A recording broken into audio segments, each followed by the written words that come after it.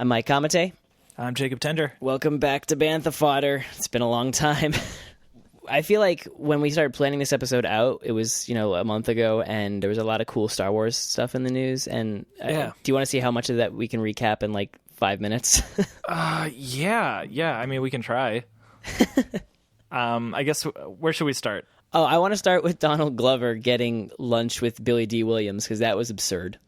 Yeah, that's awesome. I mean, we saw Alden Ehrenreich getting lunch with Harrison Ford, maybe, I don't know, it was a couple of months ago now, I think. But I think it's really cool when actors do this, just kind of meet the people that originally played the character to kind of get a feel for it. Okay, so you have a view of this, how this is awesome, and I'm going to take my typical stance and say this is really weird, and it seems like very Hollywood publicist type thing, when they're setting up Taylor Swift on a date, okay, now you're going to date this pop star for a little bit, and you have to go in public, you guys need to hold hands for this long. I feel like that's what this is. I feel like it's like a photo op. I feel like it's a way to generate buzz for the movie. I don't feel like they actually need to go out to a public space to discuss Lando Calrissian and what it means to act this part. Are they really getting anything discussed while they have a bunch of teenagers or older folks too, just flipping their camera phones out and recording them at lunch? Those pictures look really uncomfortable.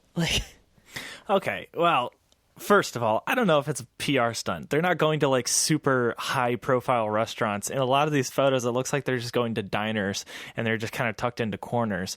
But I mean, if you were playing a part, have you done any acting? Mike, do you have any acting experience? Anybody who knows me very well knows I've acted a couple times and knows it has not been good. Okay. All right. Well, if you were, a professional actor, you're somebody who took the roles that they're playing very seriously, wouldn't you want to meet the person that perhaps originally played that role? If you're playing, I'm sure this is something that happens on Broadway. If somebody can get advice from somebody that played, a certain character on a Broadway play, don't you think they would try to take some advice on how to, bring that character to life? And in Star Wars, why wouldn't you? I mean, why wouldn't you talk to Harrison Ford? Why wouldn't you talk to Billy D. Williams about what it was that they did to make that character the character? Because when you're a brand new actor that's tasked with playing this classic icon of science fiction film history, you have a lot of pressure on you. You got people looking at you, and they're going to be comparing you. No doubt they're going to be comparing you to the original. So why not talk to the original and say, hey, what advice do you have for me to play this role in a way that people would find it not only entertaining, but believable to the character that you created? I feel like that would be hugely beneficial. I agree with you. I would absolutely seek guidance from someone much wiser than I, perhaps who has played the part before me, but I would do it in the privacy of my own home or in the privacy of their own home. Okay, but actors have to eat lunch too, man. Yeah, get their chef or whatever. They're famous actors. You're not telling me that Donald Glover can't order Seamless from his apartment or wherever he lives, or Billy D. Williams absolutely has a live-in chef. There's no way Billy D. Williams doesn't have a live-in chef. We don't know the whole story. That could be Billy D. Williams' daily spot. He could be a regular at that cafe. We have no clue. He's probably a regular in his living room as well, too. And I think they could probably have a more private meeting there and discussing the nuances of playing Lando Calrissian. Listen, I think it's fine for two adults to go out and have lunch and discuss business, but to me, it just seems it's so public. It's so weird to me. These are really, I don't know. It was absurd, to see the cell phone photos of it and just being like, oh, looks really uncomfortable for them. I wonder if they're getting any work done right now. Well, to the Hollywood Reporter, Billy D did kind of talk about that meeting. What did he say? Well, he said, Hollywood Reporter said, Donald Glover recently said that he wasn't as cool as you. Did you give him any pointers on being cool? Billy D. Williams responded, well, nobody's as cool as me. Laughs. That's a tough way to go. No, I'm only joking. Donald is eclectic. I think that's really important, particularly to the character of Lando. He's a particularly eclectic in the way he approaches his art. When I talked to him, I really got the sense of him being a worldly person.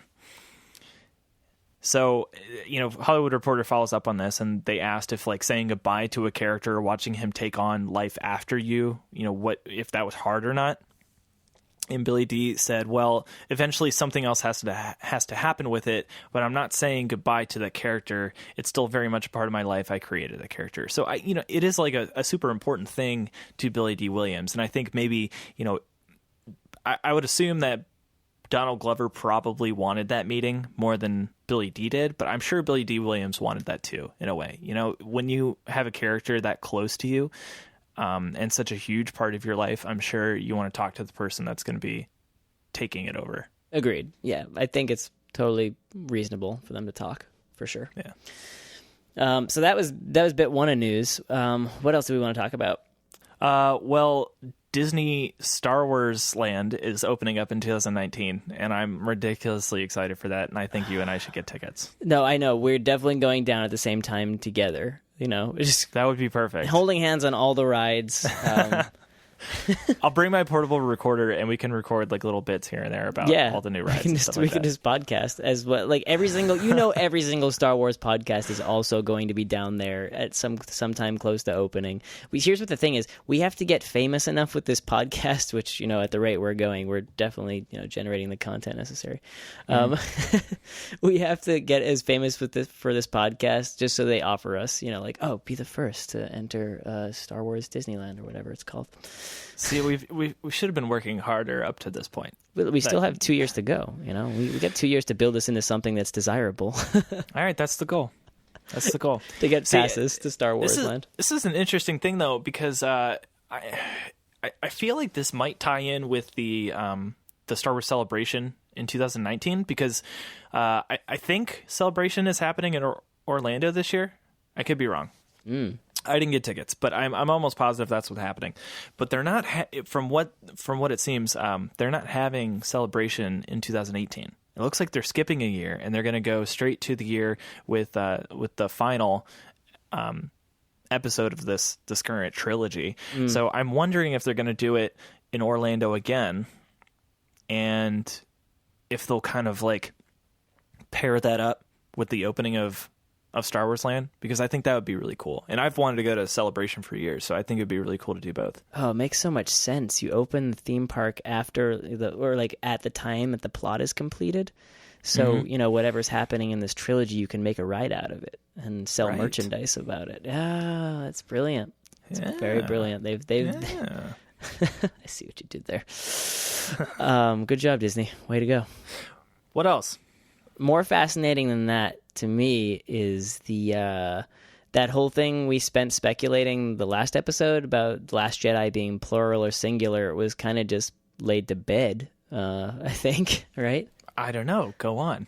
Well, the foreign language posters for all of the Last Jedi things in various languages indicate, that the word Jedi is plural in those various translations.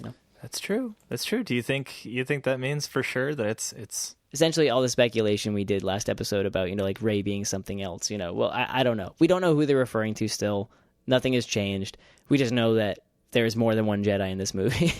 Well, kind of obviously, right? I mean, of course there's going to be more than one. I thought it was kind of funny to think that it was just the singular one in a way, because you've got Rey at this point. Like, she's going to be a Jedi, whether you call her a Jedi or not. As far as like the understanding goes in the Star Wars universe, she is a Jedi for all intents and purposes. She wields the blade. She has Force powers. She is a Jedi. She is, but we speculated she wasn't. I know. Well, we waffle. we definitely waffle. we're pro wafflers. We're ego. We are ego. On some similar note, Rian Johnson, I really liked what he said. What's this quote? Somebody's like, "Oh, Rian Johnson opens up about the meaning of The Last Jedi," and he goes, "Yes, it means it's the final Jedi." Oh yeah, he was kind of going back and forth with this one user who didn't seem to understand that like final meant last, like they're synonymous words. Like, he didn't seem to pick up on that. So no, he thought it meant the previous Jedi. Yeah, clearly the title means Luke because the Last Jedi was Luke. He was the previous Jedi in the series. I don't think that's what he meant. He followed up on that, and he's like, you know that last and final are synonymous words, right? No, but I mean, the user thought that it was the previous Jedi. Just to clarify, we're using last as in final, not last as in the aforementioned. It's all, who cares? I mean, who cares about that last episode we did? I mean, it had a crap ton of downloads, but everybody listening to that, just forget about it. Should we just take that? Let's pull it off the feed. Let's just get rid of it. Let's put in the Cantina band for 30 minutes and we'll just over it. Okay.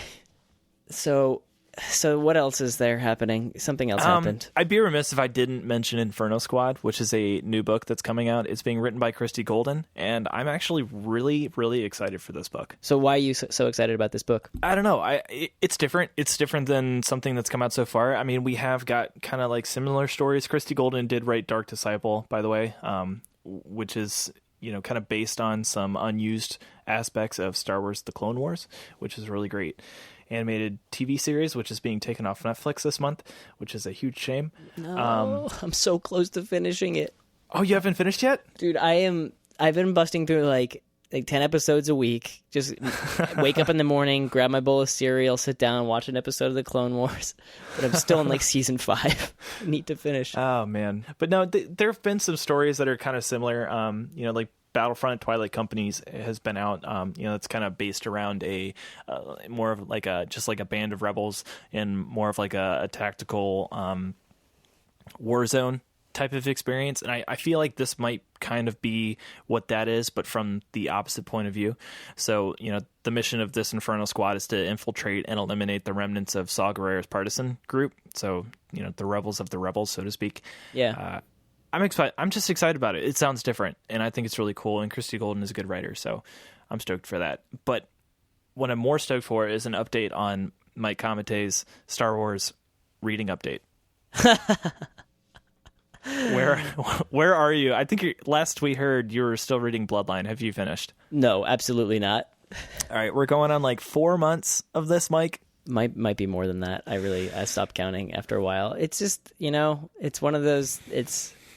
I got to do more laundry. That's really the key. I read when I'm doing laundry, and I guess I just need to wash my clothes more. That's kind of that's probably not a bad idea. Yeah, I should probably, just to be around other people in general, I probably should do that. And also to finish Star Wars, I should wash my clothes. Well, please finish it. I like our book episodes. We've only done a couple of them so far. I think 2. We've done 2 of them so far, and I like doing those. I think they're great. But I'm reading. I'm a slow reader. And I've read more Star Wars books than you have. You're right. I got to put in the time, and now I have it, so that's fine. I'll put in the time. At least finish Bloodline, and then we can decide something else. The Aftermath trilogy has since ended. Well, I heard 2 books have come out since we talked about the first one. That's true, and I actually got an inkling to finish it. I don't know why. I really like. I saw a guy reading it on the subway. That's really what piqued my interest again. He was reading a hardcover edition of Aftermath, and I was like, 7 a.m. on the train platform, like what is going on here? I know. How is he focusing? How is he not falling asleep standing on a subway platform at the crack of dawn? We need to put these books to use. I have an entire bookshelf that is full of Star Wars books at this point. I need to actually build a second shelf because I am out of space. All right, I'll continue to download them on my iPad. All right, so that is a little bit more than 5 minutes of news. Is there anything else you want to add? No, I'm good on that. I think there's, it's kind of that slow period. It's right after our Star Wars movie. Celebration is coming up pretty soon, so we'll probably get some more information there and possibly a trailer. Oh my gosh, that's what they're waiting for. It's kind of late. When did we get the first teaser? It was like January. It was like a year beforehand. A year before episode 7. You expected the Super Bowl, and I didn't watch it. I was just kind of like refreshing my Twitter feed just in case the Star Wars trailer dropped, but I didn't hear anything about it beforehand, so I figured that wasn't going to happen. Yeah, Super Bowl was pretty good this year as far as the game went, but not so great for Star Wars trailers. Yeah. Anyway. All right, what are we talking about tonight? Oh, we are talking about something that I stumbled onto by complete accident. What's that? Well, contrary to everything I stand for normally, I was working and I was like, you know what I really want to do tonight? I want to watch episode 7 again. And I was like, okay, well, this is how out of touch I am. I don't know what's on Netflix at any given time. So I was like, okay, well, but there has to be like, there's a partnership now with like Disney and Netflix. So I bet it's on Netflix. And I thought I heard someone say it was on there. So I just jump onto Netflix, type in Star Wars. Nothing comes up except for the Clone Wars, obviously. Right. And this one other movie called Elstree 1976. Mm-hmm. And I had not heard of this movie. It was a documentary, and it was magical. Did you like it? I really did like it, we can get into why much later, but I guess I kind of just want to review this movie and talk about what it meant to me and what it how it fits into Star Wars in general and the kind of what we do as well as podcasters. Okay, I'm in. I watched it. You made me watch it. I started it up. I watched it all the way through while I was working on some client work, and I thought it was interesting. Definitely interesting. I didn't think it was like super entertaining. Yeah. But it did give me an interesting insight to some of these characters that you don't really think about in the original Star Wars movies. Yeah, I guess we should talk about what this documentary was. This was not the making of Star Wars. This was the making of Star Wars through the eyes of extras and walk-on roles, just the people that you see in the background, and I guess maybe a little bit more than that too. But yeah, these are just people that were in the first Star Wars movie and were kind of just brought into something that they had no idea what they were getting into. They're just bit parts. They're just little stage actors and commercial actors, struggling actors. Some of them weren't even actors. I feel like they were just like friends that ended up on set, from what you learn from them. But they just they stumbled onto this production and became a part of history. And I thought it was fascinating. That is an interesting idea. I mean, like, would you think about these people that this documentary is centered on? They're actors, they're normal people that grew up in a world pre-Star Wars. And for a lot of people, even today, that probably doesn't mean anything. But for people like us that obviously like to talk about Star Wars and like to continue to absorb everything that goes on in the Star Wars universe, it's kind of a fascinating study to just imagine what it would be like in a world before Star Wars. And these people get to be in it, and they have no idea what they're in, Some of these people think they're just in some science fiction TV serial. And turns out they're in this gigantic movie that's just going to take over the world and is going to last for decades and make billions of dollars. It's fascinating to get the perspectives and see some of the early, some behind the scenes shots of these people before Star Wars was a thing. I think it's cool that you mentioned how much it blew up because that they had no idea at the time, because you'd think that the movie blowing up would be like the best things possible for their careers. But as this movie kind of illustrates, it's a weird spot that they get put in because of the success of this film. I feel like I have to comment on kind of like the look of this documentary and kind of things that go into it before we get into too much of the content. But as far as just watching this movie, it's very well shot. It is, the movie opens with the way they introduce these characters or these human beings, these real people, these actors, is kind of comparing them to the characters they played in Star Wars. And so you get these macro shots, these really close-up shots of these like pristine action figures. I don't know if like these were pulled from some archive or something like that. These were actually mine.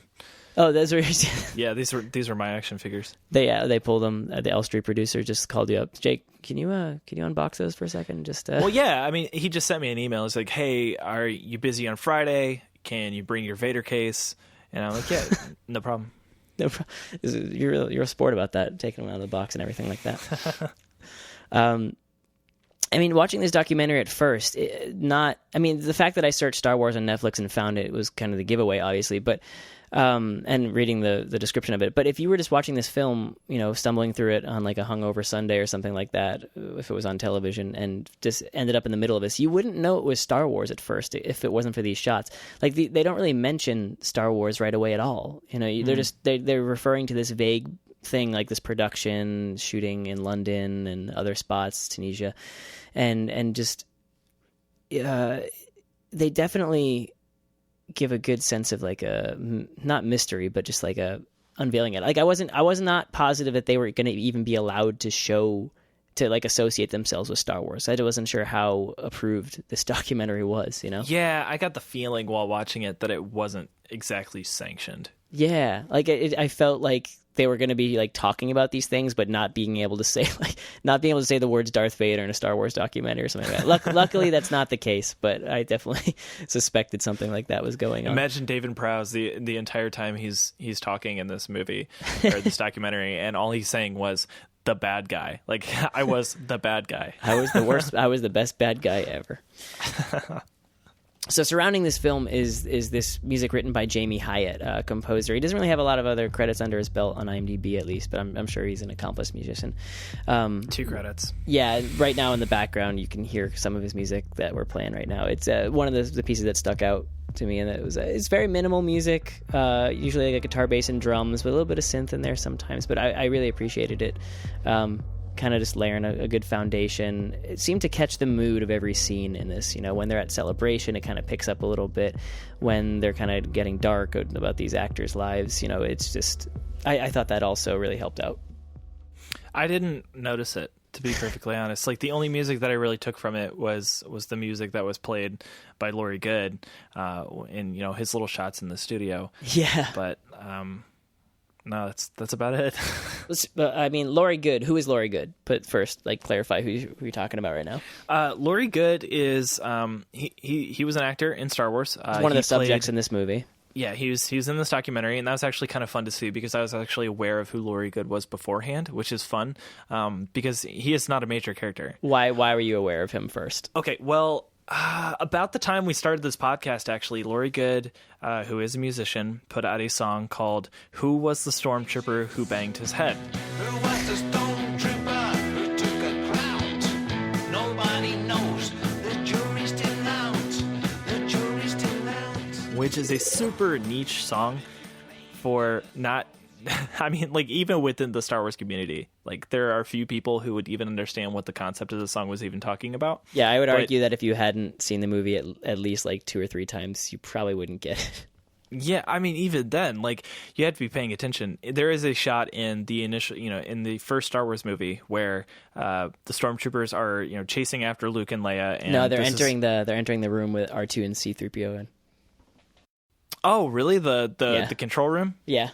Okay, yeah, you're right. Yeah, you're right. So there's the shot where all these stormtroopers are, you know, they're coming through one of those blast doors where, you know, the door comes up and the stormtroopers roll through. Except this one rushes through and doesn't duck, and he bonks his head on the door as it's being pulled up. And you wouldn't notice it. You know, they left it in the movie for a reason. Like, it was a fine shot. Nobody noticed it. They probably didn't even, like, catch it the first time around, and they're not gonna produce reshoots for that. So it's in the movie. You can go see it. And Laurie Good is supposedly the actor who was that stormtrooper. It's impossible to say because they're all dressed exactly the same. But as time has gone on, he is the one who has been credited with that flub.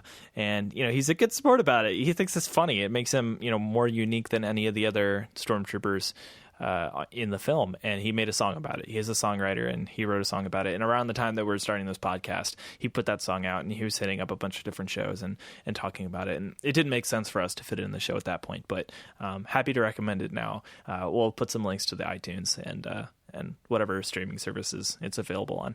Yeah, I mean, that was a part in the documentary that kind of took me back, is that he said that other people are, you know, stepping up and claiming, and that they're the ones that hit their head. And of course, when it came out, I think, now then, that's me, surely, that's me. There's a cutting I got here today, actually, from 1997, which is about that guy knocking his head. And I've kept it because I thought it was me. But then other people are claiming it. I suppose people would claim it, wouldn't they? And that actually becomes kind of like, not the centerpiece of this documentary, but definitely, you know, like a bearing in it is just, there is this huge contention about wearing helmets and being an actor in Star Wars. Yeah, definitely. that was the most interesting thing about this movie was the way that the subjects of the film kind of talk about what makes it socially acceptable to be going to cons, which was kind of like the big focal point of this thing, I think. How all of these actors are going to cons and they do the autograph thing, and that's how a lot of these people make a majority of their money. You know, they get paid for autographs and meet and greets and photos and all that stuff. And with somebody like Laurie Good, like, it's interesting to hear somebody who, you know, and he went through a lot of trouble. I think he went through some addiction issues. Is that right? Yeah. He hurt himself and then got hooked on Valium and oh, that's things. Right. Yeah. He was prescribed something. 15 and years of addiction. Yeah. You know, tough life. But, like, you know, somebody who even through all of that, like, holds his role in this movie so important to the point where other people claiming credit for a literal mistake is like a point of pride. Like, that's something that he needs to keep as his own, because it's something that distinguishes him from the rest and, you know, solidifies the fact that he was in this movie rather than, you know, all of these other people who can't necessarily prove that they're under the buckets. You know, it's hard to say I was in Star Wars and have people believe it, because, you know, a lot of these people aren't being credited at the end of the movie. They're not in the scrolling credits. They're not on IMDb today.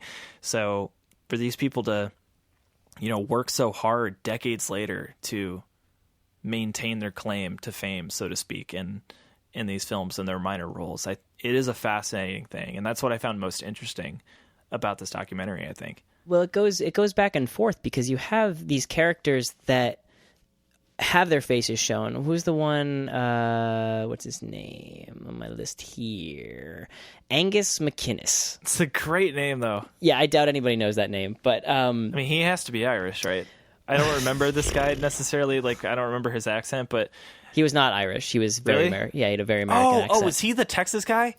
No. He's like, just hold on a few more seconds. Was that him? No, this is the Y-wing pilot from the Death Star trench run. So he gets blown up. He's the guy who was flying the Y-wing in that trench. Yeah, very American, bald, shaved head in this. He had a couple other roles. He was in Judge Dredd, also the original one with Stallone.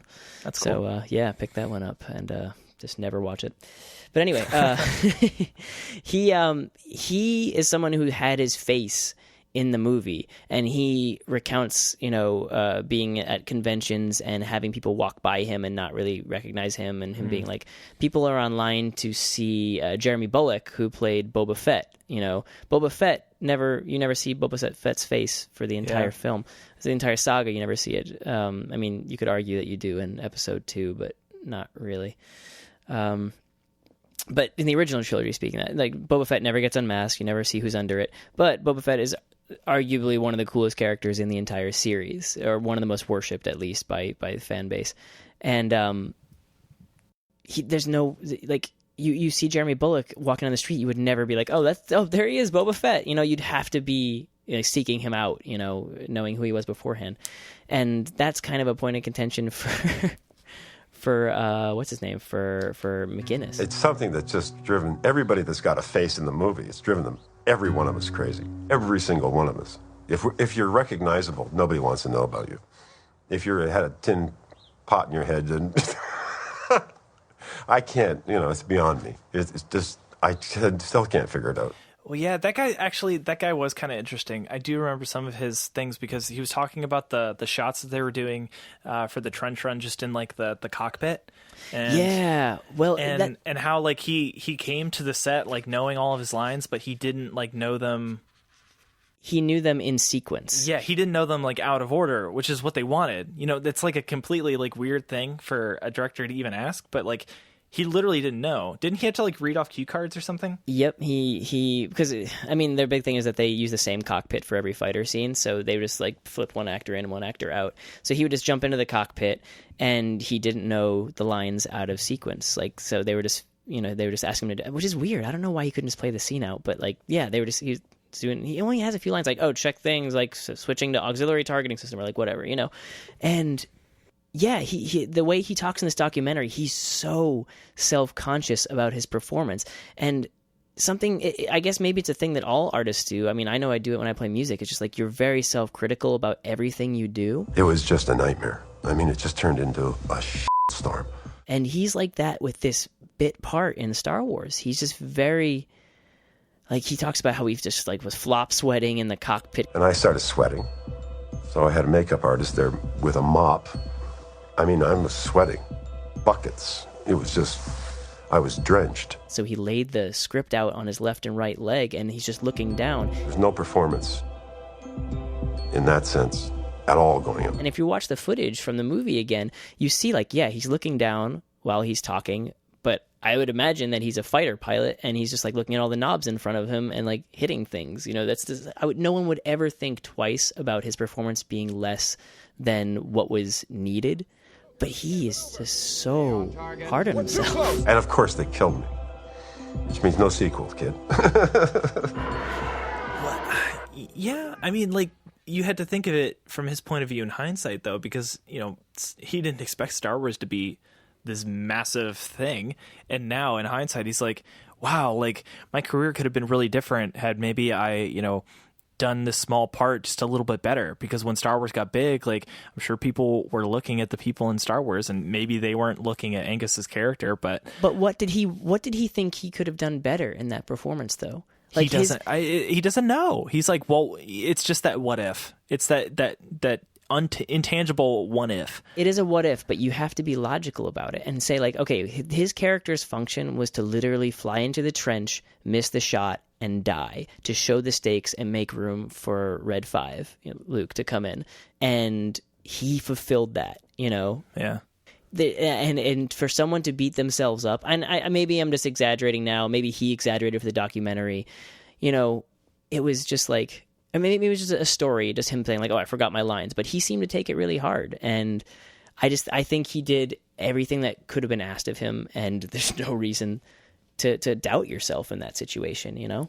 Yeah. Angus was the bald gentleman, right? Yes. Mm-hmm. I recall him being really bitter. As the movie went on, it showed him being more and more bitter, specifically about like the people that would show up at the cons that weren't, you know, shown, you know, on screen with their faces and all.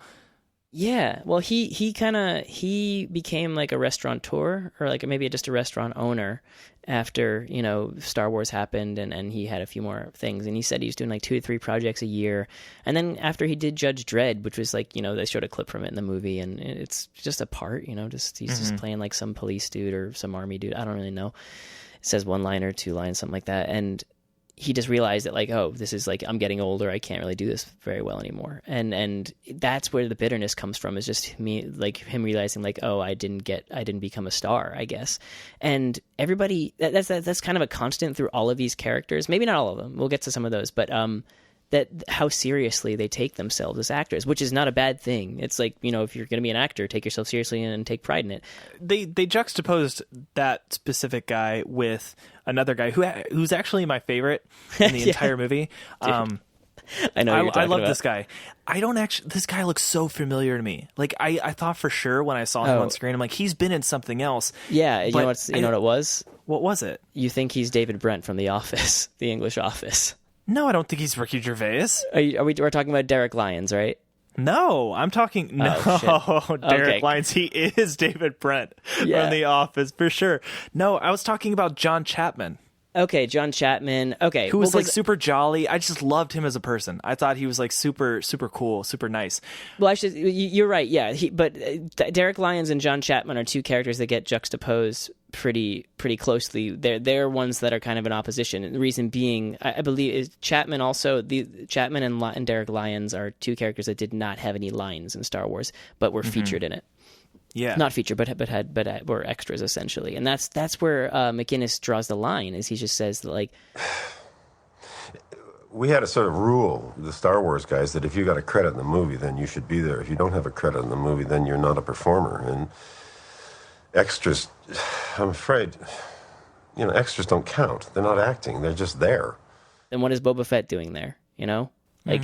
I don't know. What is David Prowse doing there? I know David Prowse did an amazing job and did everything. You know, he said every single line. But like by that logic, you know, it just doesn't seem, you know, like a great way to feel. But tell me more about John Chapman. Let's go back to him for a second. Well, John Chapman, like, apart from just being like the kind of guy that you just want to know, like, he just seems like a fun guy to know. Yeah, he's really nice. He was really, like, it sounds like he's always just been really funny. And it seemed like he got along really well with Mark Hamill on set, and they were kind of buddy-buddy at the time. John Chapman was the guy that, like, during the very last scene of Star Wars in the medal ceremony, right before the Wookiee gets For everybody at home who's listening, that's in reference to how Chewbacca does not get a medal. And I do not approve of the word in that. Yeah, I'm sorry. You can edit that. You can put a bleep in there. So he's in the scene at the end where Chewbacca doesn't get his medal, and it's just like these scores of people, lined up, all these like rebel soldiers, wherever the hell all these people came from. They're all like lined up. They all have like their helmets on with their visors. And this guy decided that he wanted to be a little bit different. He thought, well, you know what? They can't see one person without his visor in this gigantic sea of people. So he lifted his visor up, and there was a cute little story about, interaction that he and Mark Hamill had during the shooting of that scene. But I guess like his visor like fell down on him, which is kind of hilarious. And he just seemed like a fun guy. But yeah, he chipped his tooth on the visor. That's what happened. Did he really? Oh my gosh, that's that's funny. But I just recall like him talking about going to these cons. Like people was he the guy that like went to the shop to like trade in these like little Star Wars figures or something? Yeah. So he goes to the store and he's trading he saw these figures in the store, and he mentioned that he was in the movie. He's like, oh, I was in Star Wars. Somebody recognized him and said, no, you're in Star Wars. You're a rebel pilot. Oh my gosh! Like, no, because he wasn't a rebel pilot. He was, yeah. Was he? Yeah. Oh well, he's in the room. I think there's so many characters in this documentary. It's hard to pin them follow. down, and they're all very English. Most of them, so they're all gray-haired English white men, and white men in general. We all look the same. So but the point of it was, he like said, oh well, I was in Star Wars, and he was talking about that, and the guy, the shop owner, or whoever, sort of told him, well, you should go to the conventions, and he ended up doing the conventions. He started doing these things, and that's where, his story kind of intersects with McGinnis's story, because, they're going to all these same conventions, or at least that's the way that the documentary made it seem. And they kind of took Angus's side of the story, where he's saying that these people without lines are coming, and they're kind of like stepping on our turf. And this guy, like, he didn't want any trouble. He just thought it was cool that like people thought that it was interesting that he was in Star Wars. It was a fun experience for him, and that's what he was doing it for. And he eventually just stopped doing it because there was all this like weird Star Wars shade. People were casting shade on him. Yeah, just drama. Like, who needs it? And he just didn't want any part of it, so he kind of dropped out of that. Do you think like Angus McGinnis like just came up to Chapman and was like, hey man, like I'll see you outside in like 5 minutes, I'm gonna beat the crap out of you? just threatening them to beat him up outside the school after lunch. Just be like, get out of here. I like to think that John Chapman is a regular at Angus McGinnis's restaurant, and he just doesn't even know. They just hate each other so much. They just drinks bitterly at his bar, and Angus McGinnis serves him. I mean, so there's John Chapman, who you describe him as like a jolly dude, and then we talked about the David Brent-esque man, Derek Lyons. And okay, this guy is unreal. He doesn't even seem like a real person. I think I was looking down at my phone the first time I watched this, because I did rewatch this recently to grab some audio clips you're going to hear and in this episode, and I was watching it and I caught this montage that I missed the first time around. Do you remember the montage of Derek Lyons? Yes, and oh my gosh, this montage is hilarious. He invented his own kind of like martial art, Tai Chi-esque type thing. Yeah, it's like a Tai Chi kind of thing where basically you're just kind of like standing still and lifting your legs up and flailing your arms around a little bit. And this montage, you just have him running along like a nature trail in the English countryside, and he is just going to town on this tree. He is just kicking. His legs go above his head, and this is like, again, David Brent from The Office, like a portly little man. This is before Ricky Gervais lost the weight, and he's just kicking above his head in like a tracksuit, and just like hitting this tree. And this music is playing in the background, the one that I played earlier, I think, and it's just like, it is so funny, but it's so sweet at the same time. It's like this guy, like many of the actors in this documentary, he takes himself very seriously, but he takes himself seriously as an extra.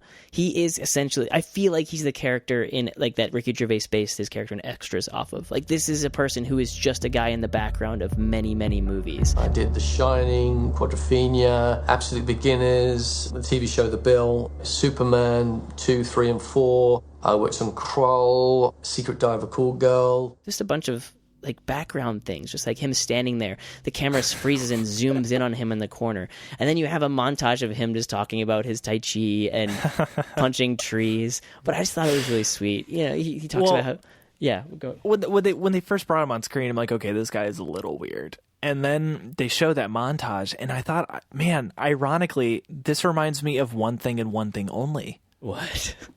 Star Wars Kid. Oh no. It reminded me of Star Wars Kid alone in his garage with a broom handle and just flailing it around and just like thinking that he's so cool.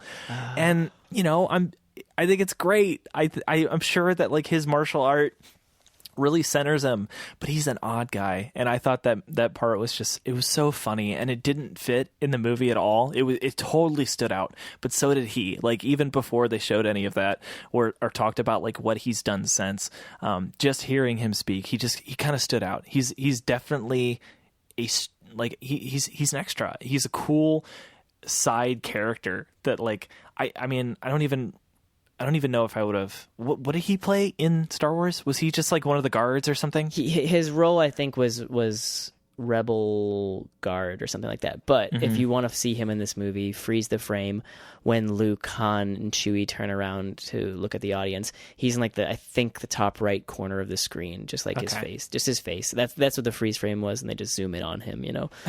Like yeah, those freeze frame zoom in things, those were weird. Like obviously you can't get like great photos of a lot of these characters. It's like a loop. It's like a GIF loop they have it on essentially in this documentary. It zooms up to a point and then it like zooms out 3 steps, zooms in 3 steps, zooms out 3 steps, and it's just kind of like this weird vibrating thingy. I liked it. I thought it was a very good tool to show. It kind of highlights the insignificance, but the significance in the documentary of these characters. Yeah, definitely. Because like the best shot you can get is just like this blurry frame.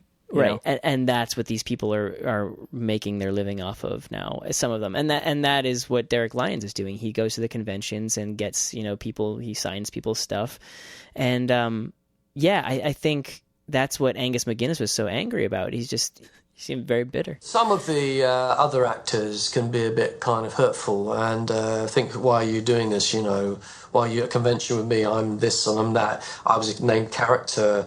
And you weren't on the credits, or you're uncredited, or this rubbish, and they get kind of jealous that you're taking a piece of their action. It's all to do with money. So okay, we've talked about some of the like lesser known characters, but there were some like bigger players in this documentary too. I mean, I think of the biggest one being David Prowse. Is that? For sure. Yeah, definitely. David Prowse was in this. Jeremy Bulloch was in this. They're probably two of the more well-known. But before we kind of get to those, because I think they have stories of their own, can we talk about Greedo for a second? Greedo. That would be Mr. Paul Blake. Yeah. This is interesting because Greedo is a well-known character, probably more well-known after the special edition edits were made, just because of the Han Greedo who shot first situation. Wow, that must be that. Oh man, he must kill it at the cons. Oh, I bet. Yeah, I'm sure he does. But like he's also a masked character, so he does have lines. But was he the one who actually said the lines? I doubt it. I mean, I think everything was done later on in voiceover. Yeah, it's up later. Well, it is interesting, and I thought he had one interesting anecdote, and you actually put this in the notes here, so I'm glad you did that. Why don't you tell the funny anecdote that he actually told in this documentary? I mean, just like John Chapman's stories and everything like that, all these people are very jolly, and I could not do justice to these stories. So I'll give you the gist of it, which is just that, you know, he shows up on set first day, and he just asks the first person he sees on set to grab him a cup of coffee, and that person comes back with his coffee, goes and grabs it, and he goes, "Oh, well, I'm waiting. I'm supposed to meet George Lucas here. You know, he's the director of this movie, and we're supposed to talk about the role or whatever in the scene." And the guy goes, "Oh, I'm George. You know, hey, it's me. I'm George." You know? That's so cool. I love that.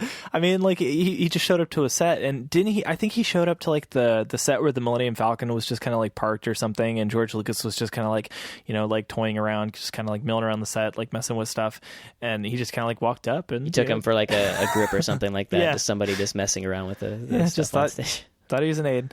I think that's funny. Yeah, his story kind of, he actually might be one of the more successful people. Like, I don't know, like relative, I guess, you know, to David Prowse and company. But Paul Blake Greedo, he went on to become a soap opera star in England.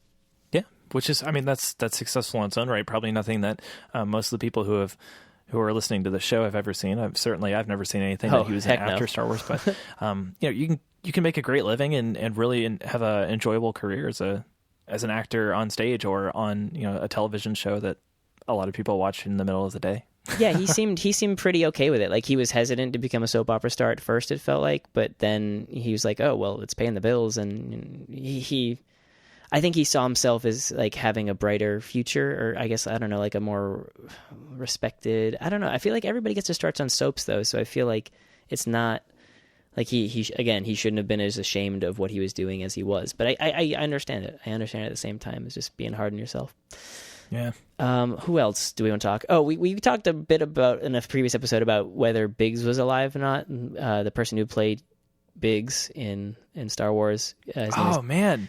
Garrick Hagen. In real life, Biggs is really cool. Yeah, he's very alive. He's like an eclectic. When you look at him, you kind of think of him as like a scholarly kind of guy. You know, he kind of seems like somebody who would be like a playwright or something. Like in the shots that I think they took place in his home. He has like a little studio.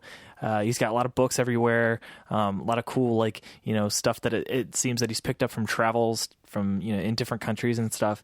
Very worldly kind of looking guy, but his hobby is the most interesting part of him. What was his hobby? I forget. He collects and paints dioramas from like wars. Oh, I can't remember which war it was, but they spent a bunch of time. it's like Kevin Spacey in House of Cards. Yes, yeah. Oh my gosh, yeah, exactly like Kevin Spacey in House of Cards. He has all these like little die-cast, you know, soldiers and horses, and he sets up these dioramas and hand paints all of these little people. And I thought that was hilarious. They're just like interviewing him. Obviously, they have like the cutaway shots, and then they do the voiceover while showing him doing what he does in his time off and in his retirement. And he is just really into painting little tiny figurines, which I think is fun. He was also another person that was kind of middle of the road in terms of conventions and attending them and kind of what he saw it as. I mean, there are people in this documentary, he just understood what the conventions were.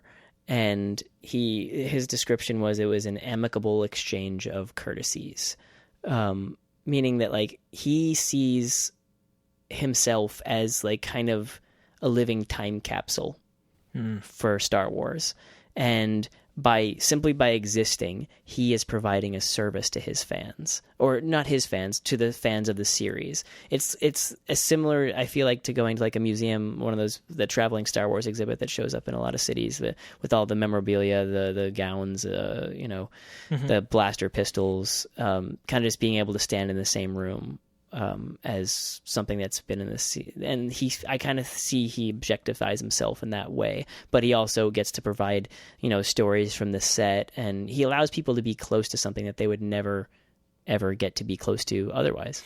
That's a good thought. I mean, obviously he's very well spoken, and he's probably given it a great deal of thought, but that's definitely what conventions are for the most part. I mean, nowadays conventions are very much a place where you go find out about the latest stuff. So you can go buy toys, you can buy, exclusive Funko figures at conventions. You can see, trailers for Star Wars movies before anybody else. You can see panels with the people who make the movies, which is interesting, in today's landscape where they are currently making Star Wars movies. But for a long time, conventions where Star Wars people show up, it's just a place to meet people that were there when this thing happened. And that is an interesting thing. I think that's Yeah, he was really humble about it too. Like he wasn't Derek Lyon, and sweet as he is, he's very full of himself in a very sweet way.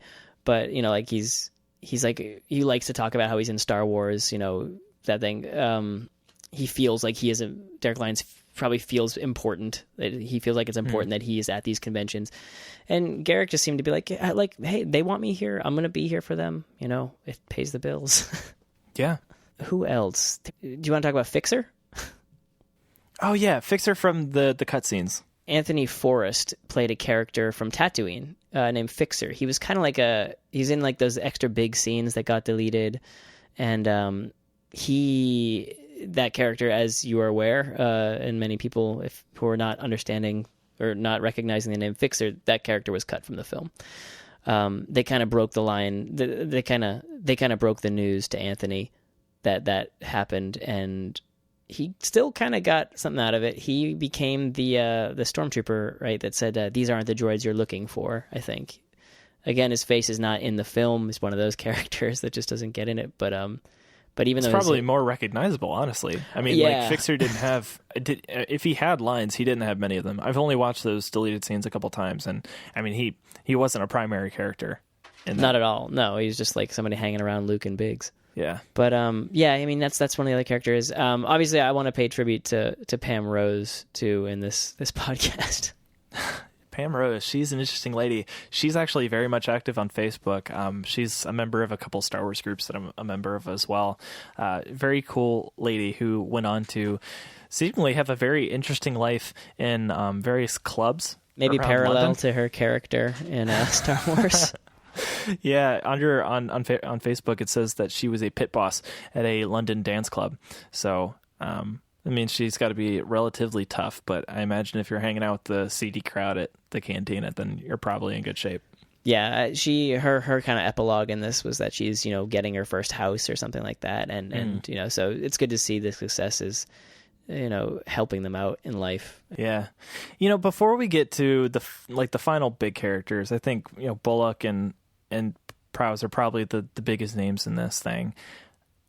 Let's go back to that thing you brought up at the very beginning with the action figures, because that was kind of like a motif throughout this entire thing. When they introduced a new character, I think there was like a title screen where it said the name of the actor and their character, but it also showed a shot of their action figure, which is kind of a cool thing. And I think they talked about that a little bit in the movie about how, these are super minor characters, but forever there are physical manifestations of their small part in this big thing as Kenner Star Wars toys.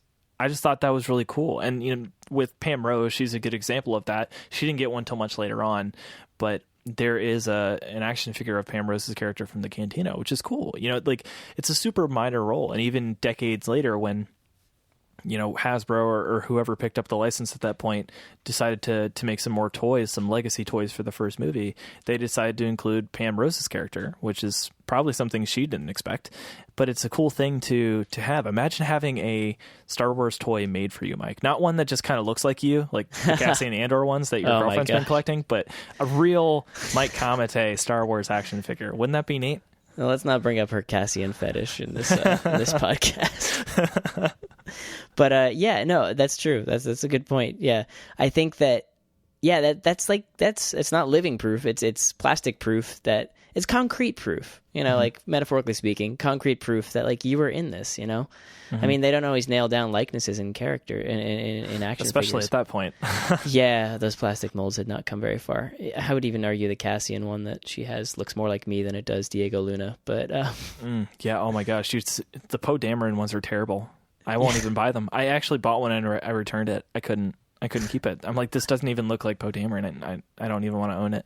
All right, aside from those action figures, but yeah, I mean, I think that just like that's just something you have, that to like, if you bought your own action figure and you were in Star Wars, you could be like, that was me, somebody out there is collecting those action figures, maybe Jared from one of our previous episodes, and someone seeking your action figure, it's a very flattering thing. And so I those are very important to this film and to these actors and actresses. I think it would have been cool to have the guy that played Yakface in this documentary. But think of the amount. Do you think they had more than these subjects in this film? Do you think they had?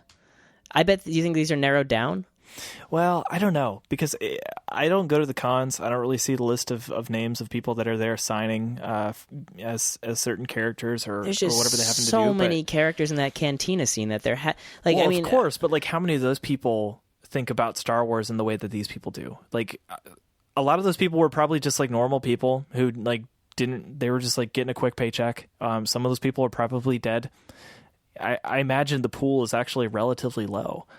I don't know. I mean, from the way that Laurie Good was talking, there's a lot of people jumping up claiming credit to be stormtroopers in films. I think it really just, based on previous research that I've done on like how documentaries get made, a lot of times a crew will like choose 10 subjects and narrow it down to the 5 most interesting. I watched like a documentary on love or something like that, and dating or something in New York City at one point, and the filmmakers came out and did a Q&A afterwards and just described how they took 7 people and narrowed it down to 4 subjects for the documentary. They took whoever's footage was the most interesting, and so that's what I was curious to know, if like maybe there were more people that they interviewed for this movie that just got cut, and that's just like, how much of a slap in the face would that be, you think, to be like to be number one just relegated to being an extra or walk on in Star Wars, and then finally just becoming just cut out of the documentary about the people that got cut out of Star Wars. I don't know. I feel like it was probably a fairly small pool to begin with. I mean, they really did focus on several people for the most part, and Pam Rose was not in this very much. No, she wasn't. I don't think the guy that played Fixer was in this a whole lot. It was primarily focused on people, that had a lot to say about it. People that were more heavily involved in it, probably than anybody else in the con scene. So, Derek Lyons, Angus, Jeremy Bullock. Like, Jeremy wasn't even in it that much. I think he was like a reveal. I feel like if there was a twist in a documentary, he was the twist, just him existing in it, because they bring him in really late in the game. You see his action figure brought in like probably 3/4 of the way through the movie, maybe like 2/3. Jeremy Bullock, how old is he now? Like, he's got to be like 65, 70 almost. Oh no, I'd imagine he's older than that. He's got to be in his late 70s. Oh, all right. Well, I'd imagine. Jeremy Bullock, Boba Fett, he is introduced in this movie when they start talking about the cons, because they're like, oh, well, Jeremy, he's like killing it at the cons right now. And that's like we talked before about helmets versus no helmets, face, no face. He is definitely a no-face person in Star Wars. Well, that's purely because of the character. I mean, there's, someone says, how come you're so busy? I said, well, it's because it's Boba Fett. I can't say any more than that. It's not my fault.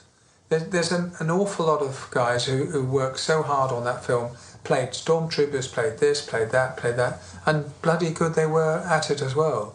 But it's occasionally I suppose there is a hierarchy. And there's just one really awesome anecdote. I think it's a general anecdote, it's not a specific one. It's something he probably experiences a lot. He's like, yeah, a fan will be grilling me about, just like, Jeremy, when you turned your head that way when Darth Vader speaks that line, like, what was that motivated by? And it's like, oh, that was motivated by me wondering if it was time for lunch yet. like that level of cynicism is what drives Jeremy Bullock for this entire documentary, probably for his entire career now. Like, he is, he's an accomplished actor. But where he kind of lands is that he's just going to cons and making money from signatures and things like that and selling merch. And his general thought is that he would rather live off of that bit in Star Wars than doing like Life Alert commercials, which is, just like he said, like, he mentions doing a commercial for an elderly folks home, which he said wasn't too bad. But yeah, he doesn't like playing like an infirm person, just someone who's like shows his age. Yeah. It looks like he's in a lot of like what he is doing these days is mostly like really bad science fiction movies. It's just kind of like that token guy, kind of like I think there was a guy that played Freddy Krueger. I don't know if he's like the main dude who played Freddy or one of the guys that played him in one of the subsequent movies, but he kind of appears in a bunch of other like, you know, B or C horror flicks just as kind of like the token character so that they can say, you know, featuring so-and-so from Nightmare on Elm Street, you know what I mean? I feel like maybe Jeremy Bulk is kind of becoming that guy in addition to what he does at the cons. Like he's just kind of appearing in sci-fi flicks as very minor roles, probably as like, you know, space admirals of various descriptions and stuff like that. He's very aware, you know, about how little he had to do for this movie. Mm-hmm. But he's also aware of how important it is. I mean, he seems to take the signing game pretty seriously. That you treat the fans with great respect. Very important. His stories about signing, like he has his own pens. He has like his very specific set of pens. Different colors that people different can colors. choose. Yep, exactly. Boba Fett colors. And but he mentions like at one point he's like he ruined somebody's poster. Oh my gosh, yeah. He said like he just grabbed a pen and this fan comes up with a poster that's been signed by like everyone, like Carrie Fisher, Harrison Ford, Mark Hamill, David Prowse, like everybody's got their signatures on this Star Wars poster, and he starts signing his name and his pen explodes on it, you know, like that kind of thing. Gosh. I think in the context of what he's trying to say is that like he picked the right pen color, like he let the fan pick the pen color, so the fan is not upset that Jeremy Bulloch ruined their lifetime of gathering Star Wars autographs. Yeah, which is a nice thing. I mean, that is a very aware thing to do. I mean, for somebody that collects autographs, I'm sure that's very important. I don't understand that, but I'm sure if there were, you know, somebody's listening to this that is like a autograph hunter, I bet that's like a huge deal. Because if you have like if you have a Star Wars poster and you're trying to get all these signatures and everybody is signing with a silver pen or something, you don't want Mark Hamill to be signing in black, because you might not be able to see it because it's like a black photo or something like that. You know what I mean? Right. So having that color, like being able to be visible so you can, you know, point to all those when your friends come over and they want to, here's Harrison Ford's signature. I accosted him on Rodeo Drive. Is that your LA reference right there? Yeah. Good. I mean that kind of brings us to kind of the center, like the high, exalted king of this documentary, which is David Prowse. Yeah, David Prowse, interesting guy. I very much like David Prowse. I think Me too. He's extraordinarily likable, but he does have a history, and you know, he has at some point upset a lot of people, and that's kind of like sullied his image, at least maybe from like Lucasfilm's standpoint. That could explain his like how even keeled he is and understanding. Because I mean, out of all the characters in Star Wars, I would argue that David Prowse is the one who has the most right to be angry for kind of what the trajectory of his role in the series was. Because, you know, he spoke every line of dialogue. There's plenty of footage on YouTube of David Prowse's lines coming through that muffled helmet. And, you know, he was, and to be later overdubbed by James Earl Jones. Yeah. And you know what? Watching this documentary, you see no bitterness. You see a little bit of like, kind of oh well, kind of like that kind of feeling. Yeah. But he's never like, he doesn't have like Angus's kind of fire about like who has the right to be doing what, or like how screwed over he was. You can tell he'd certainly like to be a part of some of the like celebrations, but he's been barred from them. Is that? They have a convention sort of once every couple of years, what they call a celebration convention, and unfortunately I've been barred for some obscure reason. So and also Disney Star Wars weekends. I've been barred from doing the Disney Star Wars weekend as well. That seems to be the story. I don't know how much of that's true. I mean, you can't really verify that. Like, there's nobody that you can call and say, "Hey, is he actually allowed here?" Like, there's no verification for that. But that seems to be the story. And Prowse even says I have to ask Mr. Lucas. Yeah, but it's I've obviously upset him at some stage or other. Well, who's gonna get access to George Lucas? You know? Right. Go find him at the Panda Express in the mall where he's eating Chinese food. Yeah, You seen that picture? yeah. Just George Lucas eating like cheap mall Chinese food. Nothing wrong with that, man. Good Nothing stuff. wrong with it, but it's just a hilarious picture of just. Oh, Yeah. yes, could I get the General Gao's chicken? I love your impression of George Lucas because It's totally ripped off. It's ripped off of We Hate Movies. They do an excellent George Lucas. That's their. I was going to say, it kind of sounds like Kermit the Frog. I mean, that's.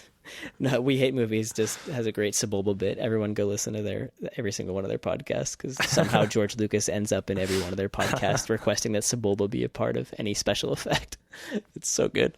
Well, with David Prowse, in comparison to Angus, for example, Angus, obviously, he went on to do other things. He was in a couple of movies, like you said, he was in Dread. He also started a restaurant business, I think, with his wife, so that kept him pretty busy. But with David Prowse, like, he went on and he had a decent career. I mean, he was in a lot of movies. He was like a strong man, right? Yeah, he was his like kind of- Mr. Universe. Yeah, he's a very strong man. He was the universe's strong man. I mean, he's a very strong man. His story is very interesting. He came up into this like bodybuilding thing with a lot of adversity. A lot of people told him that he couldn't do it because of his body type and that he just wasn't built for it. But he kind of was, in a way, and he kind of set the tone for the way a lot of bodybuilding came after him. If you look at a lot of the bodybuilders who became Mr. Universe after David Prowse, like, they look a lot more like him than they do people before him. Like, he kind of changed that game, and I can't really speak too much to that because I'm a specky git and I weigh 145 pounds and I can't lift a bar above my head on a bench. But You and me both, buddy. You and me both. but with David Prowse, he's really made the Star Wars thing his life. I mean, he did a bunch of movies after that, but he's not going to cons as these other characters. He's going to cons as David Prowse, Darth Vader. He is Darth Vader. I mean, James Earl Jones did the voice, and that's great. But like, the reason that Darth Vader was so intimidating to me was only half the voice. The other half was like the intimidation of the scale of him. David Prowse was a gigantic person. The scale of him, the mannerisms, like the forceful, finger wags, and the way that he strode down the hall. Like, he is Darth Vader. And it's unfortunate that, whatever happened. And, there are the stories of how he spoiled Return of the Jedi before the movie even came out. No, Empire. He ruined Empire. Oh, yeah. He Is ruined that Empire. true? I don't think research, we've done the some research that I've but- done on that. If anybody hasn't heard the story, the gist of that is that he was doing. This is reported by like a small newspaper, like a local newspaper or something like that. I forget. We can probably dig this story up somewhere and post it in the notes if you're curious. But the gist of it is he was giving a talk and he revealed that Darth Vader is Luke Skywalker's father prior to the movie coming out. Yeah. In retrospect, I don't think that would be enough to get him barred. I think there was something else at play, probably something that he said publicly at some point. The way that he was acting at cons, like, it's hard. Who knows? He's not going to say it now. He doesn't want to dredge that back up at this point. Like, okay, maybe he's barred from Lucasfilm official events. So be it. Let's just water under the bridge that as much as possible and just kind of forget about it. He doesn't want to make that a part of who he is, obviously. He's very interactive on Twitter, which I think is really cool. He's everywhere. He's constantly signing autographs at conventions, and he sells them on his website as well for people that want them. He's a likable guy. I think David Prowse is an interesting fellow, and he seems very nice. Even more interesting is kind of what he says is his favorite thing he's ever done, because this is a Star Wars documentary, but he says that his favorite role has been his work as Captain Cross, which was kind of like a PSA character superhero that would tell children to look both ways before they cross the road. And he said that was much more rewarding than Star Wars has been. I mean, monetarily speaking, I feel like Star Wars probably did a little bit better for him, But he said that like he reduced, traffic accidents. He reduced the amount of kids getting killed by cars, and he said that is his favorite role. Has That's been awesome. Captain Cross. Yeah, so What a I'm sure nice guy. you can probably find some Captain Cross stuff on YouTube as well. But yeah, he's just this guy that appears and tells kids to look both ways. The videos are very funny. Just, as a New Yorker, just someone who just is used to walking into traffic on the regular every single day, regardless of the traffic signal. That is definitely just good to see. It's a good reminder to look both ways, kids. Everybody look both ways before you cross that street. I think David Prowse is interesting because of or at least the course of his life is interesting, being so active as he is in conventions and public appearances. Because, back when Star Wars came out and it became big, there was a guy who went around and he was doing like appearances as Darth Vader and was actually eventually hired by the studio to be the official Darth Vader for basically all promotional events after the release of Star Wars. His name was Kermit Eller, as if there weren't enough people playing Darth Vader, right? His name is Kermit Eller. He was very active. In fact, like when the design for Darth Vader won an award, like an Academy Award, he was there, and he was there when it was received and everything. He was a very integral part to Star Wars and very much lesser known, in fact, than a lot of the people probably in this film. And he was going around doing all these promotional things as Darth Vader. And in the meantime, David Prowse is probably doing other films and doing his bodybuilding thing and all this stuff. And when it comes full circle, David Prowse is now doing what this Kermit Eller guy was doing for years back when Star Wars was first coming out, and kind of at its, the height of conversation, at least at that point. It has its cult following now, but it was massive. It was in theaters for months and months and months, and this guy was constantly on the road, and he had Vader groupies, like people that would come up to him in bookstores for signings and stuff, and saying like, your breathing turns me on, and just like weird things. Like, he was Darth Vader. He probably felt like he was Darth Vader just as much as David Prowse was, because he kind of had the same role. He wasn't on film, but he was doing all the public appearances. And even though Kermit Eller was not in this documentary, I think it's interesting to just kind of like compare what Kermit Eller was doing as Darth Vader then and what David Prowse is doing now as sort of similar. And it's just weird that they're kind of on the same playing field today, and both of them being this monolithic character, this gigantic pulp culture icon that is Darth Vader, and how neither of them really get like the due respect and the recognition from Lucasfilm and Disney that perhaps maybe they deserve. And it's just kind of a weird thing to look at somebody's life like that, and to see David Prowse being as like level-headed and humble as he is. I think that's kind of a cool thing to see. I mean, he's had a lot of time to, I guess, quote unquote, get over it. Yeah. But yeah, he definitely seems humble and accepting, and I think because he didn't get the raw deal, he definitely got like he's getting something out of this, and people recognize him. You and I admire him, and along with many other people. Mm-hmm. I think just when he mentions kind of what he tried to do with it, he said that he wanted to say David Prowse is Darth Vader, and they're like, well, David, can you please just make it like David Prowse as Darth Vader as your thing? And he's like, no, like David Prowse is Darth Vader. Like, that's kind of, I think he knows where he stands, and he doesn't really care where anybody else stands. Lucasfilm especially, he doesn't care what who's telling him who is Darth Vader. He knows who he is, and he knows what he did, and he's okay with it, and people respect that. So I guess this kind of brings me to my main reason for wanting to talk about this, but what is this movie? What would you say this movie is? This documentary? It's a window into a completely different mindset. It's thinking about characters that you don't think about. It's just a look at these people that have made Star Wars their life in the same way that a lot of fans have made their life, except that at some point or another, Star Wars was a part of their professional career, and whether their career went beyond that or not, Star Wars is a huge part of it. And I think it's interesting just to hear from these people that you have literally never heard of before, in some cases. Yeah. I mean, think about it more broadly, though. What is this documentary? This is a documentary that the subjects should have never gotten. this is something, these are stories you never would have heard. And almost by extension, this is a documentary for every walk-on character, every extra in any film ever. This is kind of just a little microcosm of what happens in Hollywood. And by extension, most avenues of entertainment. This is the story of the people who don't get stories. This is not, like Brad Pitt will get a biopic, Harrison Ford, is getting a whole Star Wars movie dedicated to a character that he played. These characters are never going to come up again unless, you do a Rogue One tribute.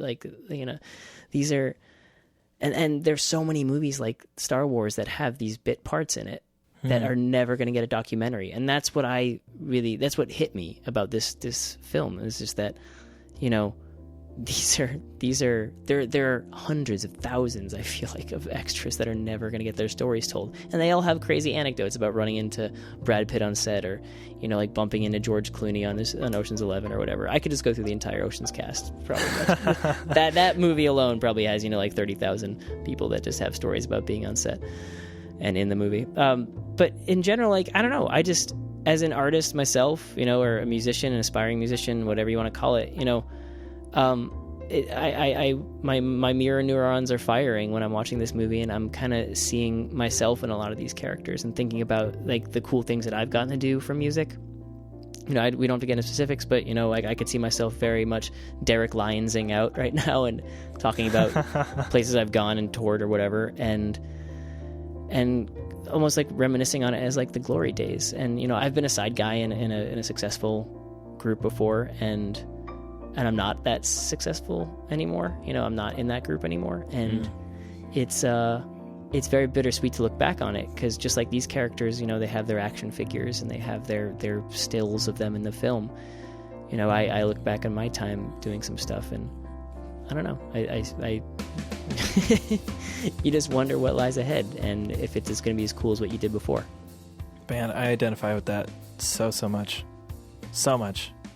I think a lot of people probably can. A lot of people who are probably older, in their late 20s at the very least, if you've done anything that you objectively find interesting, if you're a music person like you or I, and we involve ourselves in the music industry in some degree, and we do something that we think is really cool, that we hope that other people think is really cool, whether they do or not, what do you do past that?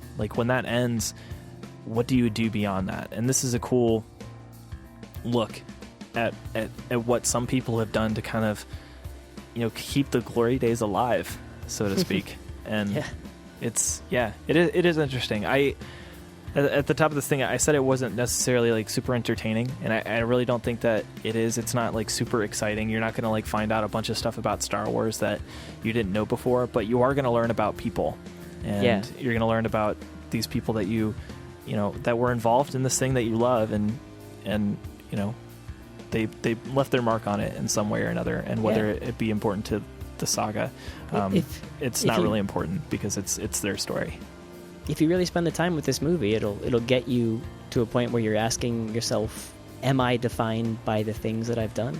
And I think that's an important question to ask yourself every once in a while. I ask myself that every single day, Mike. I think the healthy answer to come to is no. I think it's a part of me, but I'm not defined by it. Yeah. That's definitely where I think most people should come out of that question. Do I do that every day? No. Awesome. Well, that wraps it up for episode 18 of Bantha Fodder. I'd like to thank you for sticking with us through this one and kind of looking at this movie that you may not have otherwise seen. Yeah. Is it available anywhere other than Netflix? I'm sure it's on Amazon and other venues. Hulu, maybe. Who knows? Yeah. I'll take a look around. I'll put links Google to Play. Everything that I can possibly put links to here in the show notes, so you can try to get to that.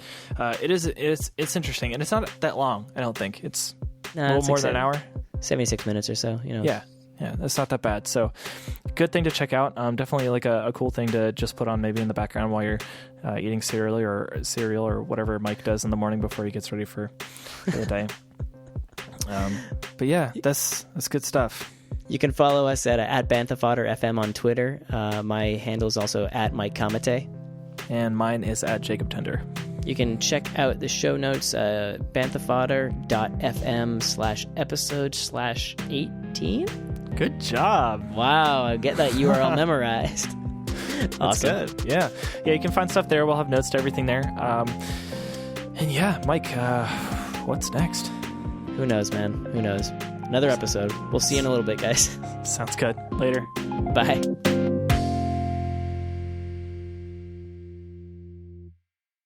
Oh, I forgot to mention that I built the Poe Dameron Lego set. It's awesome.